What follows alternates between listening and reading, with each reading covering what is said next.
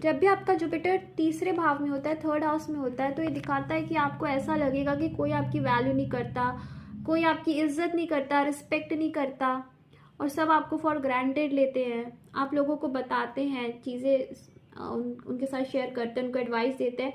आपको ये लगता है कि सब आपकी एडवाइजेस को या जो भी आप उन्हें बताते हैं उसका मजाक उड़ाते हैं या उसको कोई वैल्यू नहीं देते हैं।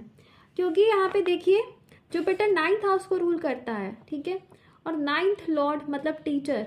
एक टीचर को जब हम बच्चों के बीच में बिठा रहे हैं, थर्ड हाउस स्टूडेंट्स का है, ठीक है, बुध एक स्टूडेंट है जुपिटर का। तो हम जब एक टीचर को बच्चों के साथ बिठा रहे हैं तो क्या टीचर को अच्छा लगेगा? क्या टीचर को वैल्यू अपनी महसूस होगी? नहीं। उसी तरह जब जुपिटर थर्ड में आता है तो ऐसे लोगों को ये लगता है कि कोई हमारी इज्जत नहीं करता, रिस्पेक्ट नहीं करता। लेकिन एक गुरु की तो आदत होगी कि वो सीख दे, क्योंकि वो टीचर है तो वो सिखाएगा, ठीक है। लेकिन बच्चे क्यों सुनेंगे उनकी?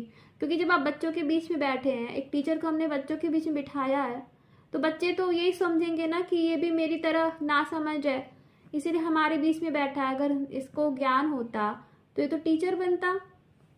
तो उसी तरह से आप अपनी लाइफ में बहुत टैलेंटेड रहेंगे, लेकिन आपको उस तरह का प्लेटफॉर्म नहीं मिलेगा।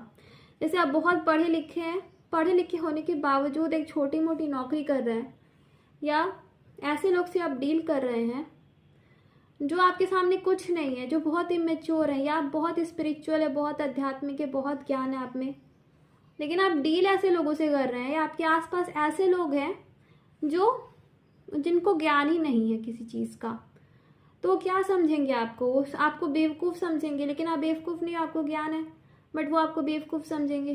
तो जुपिटर जब तीसरे में होता है तो बहुत स्ट्रगल देता है लाइफ में, अपने आप को साबित करने के लिए या उस पोजीशन में पहुंचने के लिए जो आप डिजर्व करते हो, जिस चीज़ के आप लायक हो, ठीक है। लेकिन ये उपज्य हाउस है तो धीरे धीरे आपको अच्छे रिजल्ट ये देने लगेगा, ठीक है। तो यही चीज़ है, जब जुपिटर थर्ड में होता है तो कभी भी अपने ज्ञान पर घमंड ना करे, खुद पर घमंड ना करे, और अपने आप को लोगों से बेहतरीन ना समझे, या अपने आप को ये ना समझे कि हम ही ज्ञानी हैं, हमको ही सब कुछ पता है, दूसरे को कुछ नहीं आता, दूसरा बेवकूफ़ है, ठीक है।